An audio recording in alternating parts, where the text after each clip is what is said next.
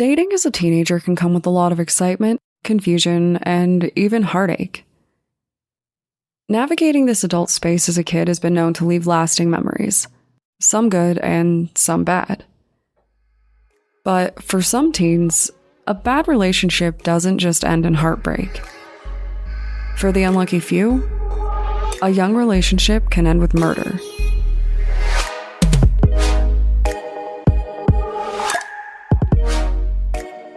My name is Brienne, and I'm the host and creator of Among the Dirt and Trees, a show where we explore true crime cases that occur out in nature. In today's two-part episode, we're going to discuss the 2010 killing of Rebecca Aylward, a 15-year-old girl who went to meet up with her on-again, off-again boyfriend, Joshua Davies, and never made it home. This is a case that will remind you that domestic violence can happen at any age, and being a minor doesn't make someone innocent. This is part 1. Rebecca Aylward and Joshua Davies were both in their teens while they were dating. On paper, he was a year older than her, but I think that might be more of a technical truth than anything else. At the time of the murder, Davies was 16 years old. The two spent 3 months dating, and from what I can tell, it seems like the relationship had what you might expect from a young relationship. They seemed to get along well enough, and Rebecca's family even seemed to like Davies more or less. Their friends knew each other and they had fun, but there was definitely more to the story. The young couple had their share of fights, and it seems like they kind of fell apart and got back together a few times. I don't know what the nature of these fights are, and I'm honestly not surprised that we don't know. Teens often like to keep their more adult matters private, much to the dismay of their parents. It always strikes me how surprised parents seem when they learn the truth about what was going on with their teen or young adult age child. Growing up, it definitely always seemed like parents only ever found out if something went really wrong. In this case, we do know one thing for certain. The young couple broke up one final time, and when asked, they gave 2 different reasons. This detail I actually believe is an indicator that the final breakup might have involved some less than pleasant details. If I had to hazard a guess, I would say it was a good chance that something bad happened and they each came up with their own alternate story. This is entirely speculation, so don't take it as a fact, but it isn't often that domestic violence goes 0 to murder, right? We might not know everything that happened, but Davies was throwing red flags in the relationship before their final encounter. Police would later uncover that he was, as expected, abusive and controlling. Davies was known to read her diary and then spread rumors about her all around school. He continuously made up stories and then demanded that she play along, including trying to force her to fake a pregnancy. If his nickname, which was Psycho, is anything to go by, I'd say it seems likely that he was known to be problematic across the board. These 2 teens each told their respective stories, each spending time with their own friends. I don't know much about Rebecca's side, but I do know that in the weeks before her murder, Davies started to say some very disturbing things to his friends. Of course, most of us would say that what really made it disturbing was just the fact that he meant it. Following their breakup, Davies began to constantly make jokes about killing Rebecca. And as a person who spent most of their teen years auto-responding with, "I will literally kill you and I'm gonna die," I wouldn't say that this is inherently a red flag alone. A lot of kids say stuff like that. But context and the person does matter. I'm sure if you lined up friends, especially young women, and said, "Okay, your friend said that she's going to murder her ex. What do you do?" They would probably all be like, "Oh, again? I've got you, girl. Let me get my shovel or something, right?" There are ways to say things like this as a genuine joke, and that's what Davies' friends thought was going on. He made his jokes, and they laughed.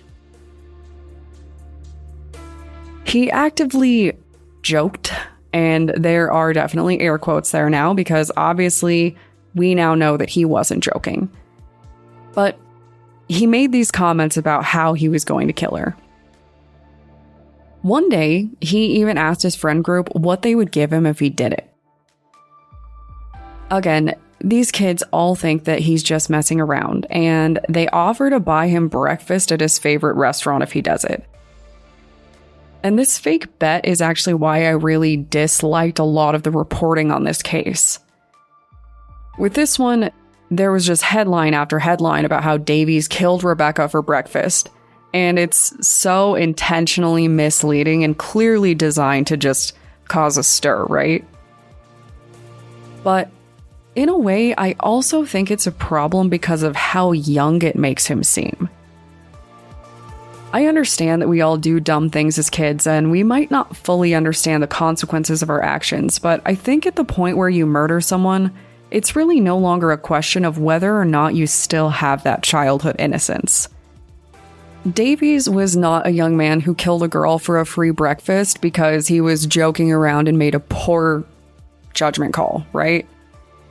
He was a future killer who was clearly trying to normalize killing her in his mind. He didn't care about breakfast, he just wanted Rebecca dead, and he said that a lot.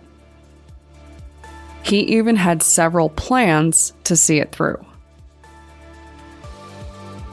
In the days leading up to her murder, Davies started to say some disturbing things. He told one of his friends he might owe him breakfast soon. Later, he told his friends that he and Rebecca were going to hang out in the woods and said that it was almost time. His friends continued to think that he was joking, and like everyone else in the situation, assumed that they were just going to get back together, that it was more teen drama. And that's exactly what Rebecca thought too. She spent a long time making sure that her makeup was perfect and actually put on a brand new outfit, convinced that the two of them were going to get back together and really work things out this time. She had no idea what Davies had planned.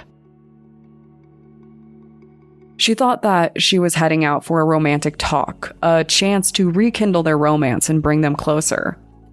At this point, they had been broken up for nearly a year.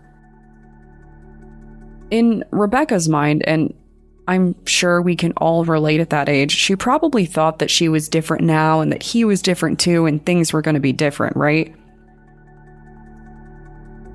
She went out to the woods where they agreed to meet, and that's where Davies was lying in wait. He attacked her from behind, and this is a point of interest for the case because, based on their physical differences alone, it's clear he really didn't need the added advantage. He actually attempted to snap her neck, and when that didn't work and she started screaming, he grabbed a rock and he bashed her skull in. Later on, he bragged to his friends about it, and he even took one of them to see her body where it was out in the forest. While he was doing this, searches for Rebecca began because she didn't go home. Davies actually went so far as to text Rebecca asking where she was because everyone was worried. This was one of several attempts to throw police off his trail, all of which would ultimately fail. By the end of the investigation, police would know that he actually had planned 3 different ways to kill Rebecca, and it was very likely that he had already tried once and actually failed. But if you want to know more about Davies' murder plans, how he attempted to frame someone else for the killing, or what finally happened when he was convicted, you'll have to hop over to part 2. Thanks, guys.